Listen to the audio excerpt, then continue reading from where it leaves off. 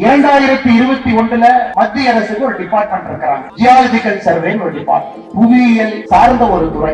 India முழுவதும் கனிம வளங்கள் எங்கெல்லாம் இருக்குன்னு அளந்து ஒரு ரிப்போர்ட் வைப்பாங்க. அதன்படி அந்த துறை மேலூர் பகுதியில, குறிப்பாக நாம் இருக்கக்கூடிய இந்த பகுதியில டங்ஸ்டன் மாலிப்டினம் அப்படிங்கிற ஒரு கனிமம் இருக்கு அப்படியே மாநில அரசுக்கு 2021 அறிக்கையை கொடுக்கிறாங்க. அதுவரை மாநில அரசுக்கு மட்டும்தான் இந்த உரிமை இருக்கு.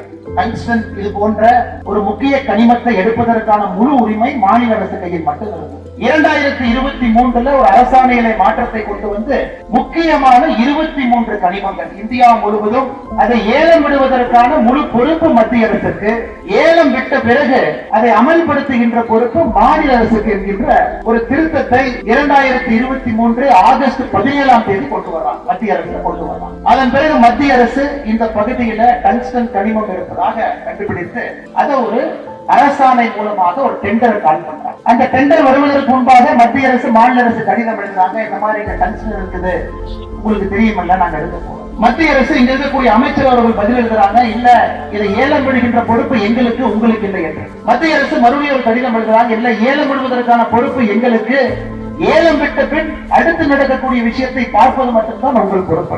அதன் பிறகு மத்திய அரசினுடைய கடிதத்திற்கு மாநில அரசு பதிலளிக்கிறாங்க. இந்த பகுதியில டங்ஸ்டன் இருக்கு, இந்த பகுதியில பல்லுயிர் தளம் இருக்குன்னா மொத்தமாக 4979 ஏக்கர் இந்த பகுதி.